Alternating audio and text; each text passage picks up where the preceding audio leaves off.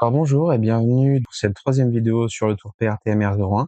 Alors sur cette vidéo, je vais donc passer en vue comment calibrer votre jante par rapport au tour. Donc pour ça, je vous conseille une jante de 20 mm et avec un déport de 0, ce qui va simplifier la tâche pour rentrer le décalage entre le point 0 du tour et le point 0 de la jante. Pour les 20 mm, ça va simplifier les calculs, permettre justement d'avoir le diamètre autour, de connaître le diamètre réel auquel il est.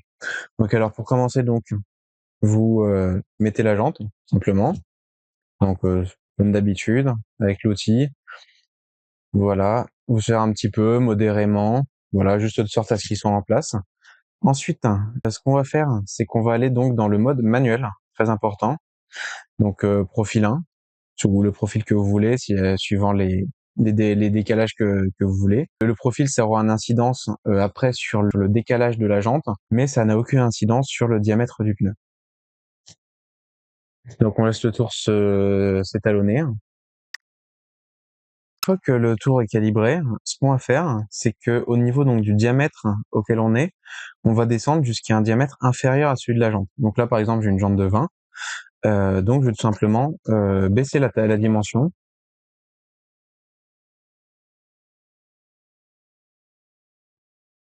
jusqu'à avoir un petit peu moins que 20 mm.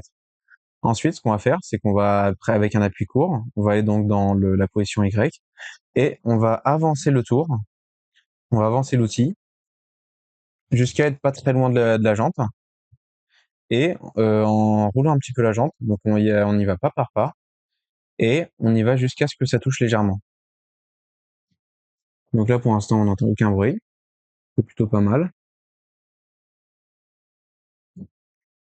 Voilà.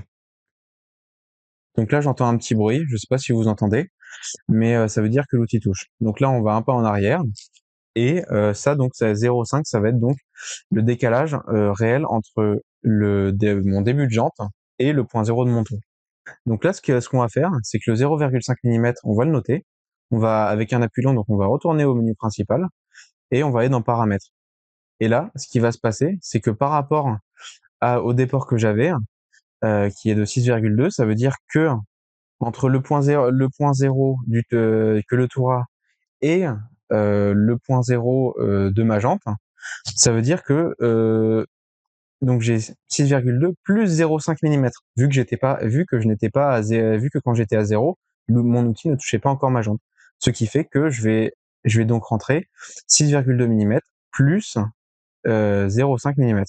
Donc ce qui veut dire que ma référence pour le déport 1, c'est donc 6,7 mm, pas avec une jante de 0. Donc je sauvegarde. Et si jamais vous avez une jante 4x4, ce que vous pouvez faire justement, c'est donc retourner dans le mode manuel, sélectionner le profil 2 par exemple pour une autre jante, et vous faites exactement la même manip. Et là par exemple, donc ça sera pas donc ça ne sera pas le déport 1, mais le déport 2 qu'il vous faudra modifier avec justement le décalage. Sachant que par exemple, si jamais en mode manuel, j'avais eu moins 0,5 mm, ça veut dire qu'il aurait fallu que j'enlève 0,5 mm à ma référence de déport. Donc tout ça, c'est pour les différents profils et pour les différentes références de déport. Donc par exemple, si vous avez une jante 4x4 GL et une jante de roue motrice atomique, vous aurez donc deux références de déport différentes. À savoir que vous avez donc 4 profils différents pour la référence du déport qui vont justement changer sa façon de fonctionner. Ça va changer notamment les écritures en mode manuel, ça va changer le début et la fin d'usinage de l'outil, ça va changer le décalage des rainures, ça va changer beaucoup de choses, donc assurez-vous que ce point est bien calibré. Une fois la référence de l'offset bien calibrée, on va pouvoir donc passer au diamètre.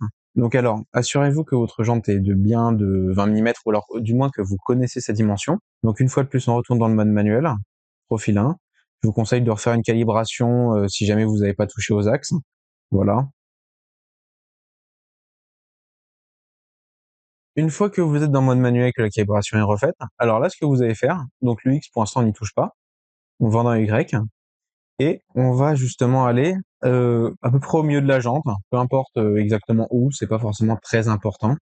Voilà, je vous conseille quand même un petit peu proche de la fixation. Et ensuite, donc on va retourner dans X, et là en fait on va progressivement amener l'outil jusqu'à peu près le diamètre qu'on pense. Donc faites gaffe à ce que l'outil ne collisionne pas la jante. Donc voilà, et là, une fois que vous n'êtes pas forcément très loin de la jante, donc là, vous faites pareil, vous tournez un petit peu et vous appuyez petit à petit jusqu'à ce que votre outil vienne toucher la jante. Donc là, il touche à 20,05, ce qui veut dire que je vais reculer d'un cran. Et là, encore même là, il touche un petit peu. Voilà, là, il touche plus. Légèrement, mais c'est parfait, c'est relativement égal sur toute la circonférence de la jante.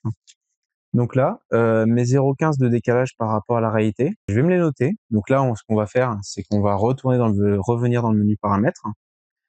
Et là, donc dans le menu paramètres, on va aller à la référence de calibration. J'avais donc 0,15 de différence par rapport entre le diamètre réel de la jante et le diamètre auquel le tour croit être. Alors, comme c'est sur le diamètre, donc on va prendre la moitié. De 0,15, on va passer à 0,07. Vers 0,06 ou 0,08, suivant comment vous arrondissez.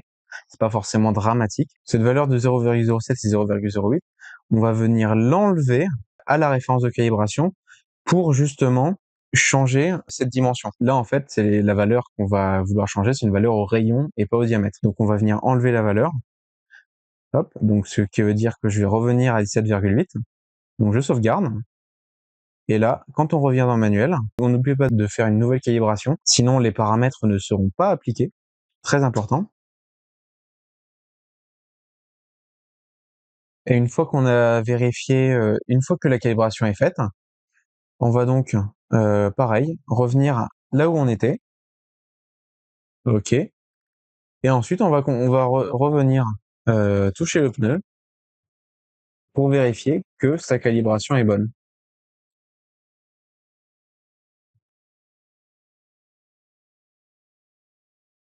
Voilà, là je touche,